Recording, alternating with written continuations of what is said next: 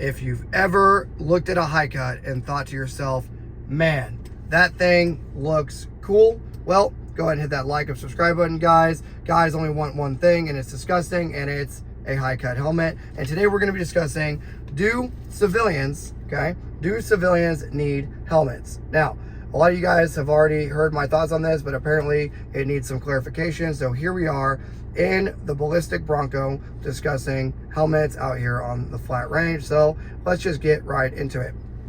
I have previously discussed on the channel bump helmets versus ballistic helmets, and I basically told you guys that bump helmets are a fad that moons out, goons out bros use because they want to look cool on Instagram, but they don't want to have the ballistic, they don't care about the ballistic capability, and they don't want to carry the additional weight on their head. Cool. You can do whatever you want to do. It's your life. I'm not telling you what to do, but I kind of am, because I'm going to give you my recommendation. So let's just get right into it. Now, hit the like button if you got this far already, and comment down below if you've ever been tempted to buy an OpsCore helmet, because a lot of you guys, when you get out of the army or whatever, you're like, oh, my ACH sucked, I want a nice helmet. So you go out and you buy an OpsCore or something like it. So comment down below your thoughts on high cut vibes, and let's just get right into it.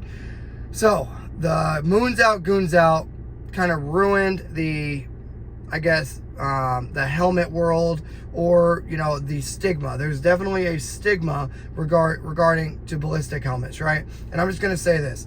Do you value your brain? Of course, Trench, of course I value my brain. Well, understand that most helmets are only rated up to 44 Magnum. This is an OpsCore Fast ST, and it is only rated up to 44 Magnum. However, there are numerous reports of this exact helmet taking PKM direct shots and ricochets and saving dudes' lives. So, while they may not be NIJ approved up to rifle cartridges, understand that at 200 meters, 300 meters, or sometimes even closer in some reports, these things have saved dudes' lives, right? A number of SWAT dudes have been saved getting shot in the face by buckshot or handguns, and guess what? Their brain was protected, so they survived. So my thoughts on helmets are actually very simple.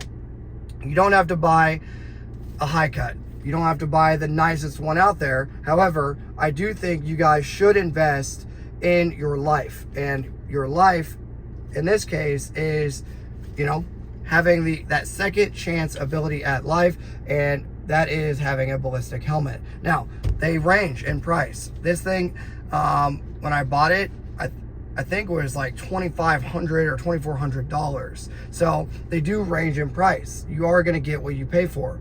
This thing is extremely light. I normally have my arc rails on it with my Ear Pro, and you can mount strobes and all kinds of stuff on the helmets, but you can get as crazy as you want with it. Or you can go mega based and just do an old Army ACH, paint it up, and now there you go, right? Now you have a helmet, you take the helmet cover off, you paint it, maybe you put some Velcro on the side of it and to personalize it to make it look cool. But I do feel that civilians that are serious about Minuteman and Minecraft activities should have a ballistic helmet. Again, there's the ACH, there's the ECH, there's some cringy Chinese companies. You get what your money can pay for, and you get what your life is worth. If you buy a Chinese helmet tomorrow and the bullet smokes right through and kills you, well, I did not tell you to buy the cheap helmet. I'm actually encouraging you to buy the one that you can afford, that you're comfortable with wearing if you were to take a round to the face. Make sense? So if you are asking for my opinion and my advice, I would tell you, yes, have a ballistic helmet that is reliable, that is actually NIJ rated up to 44 Magnum, and you would be surprised, or you might be surprised if you go look at reports of dudes taking AK fire or PKM fire, at extended distances, and that round will hit and it will travel around the helmet and exit out the back. Now, obviously, the dude's gonna have a pretty bad concussion, but they still have their brain, and that's more important, right? So, if you got this far, guys, yes, I do recommend all you guys have a ballistic helmet. I don't care which one. I don't recommend Chinese helmets, obviously, because I feel like they're gonna be cheaply made and probably not do the thing you want it to do when your life is on the line. So, you get what you want. This is just my 2 cents. If you got this far, guys, leave a helmet emoji down below, because some guys have been wearing a helmet for 55 years. If you know, you know. But yes, I do think you guys should have a ballistic helmet.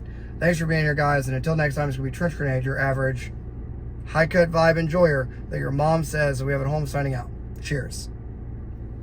Guys, if you got this far, consider becoming a member of the Patreon.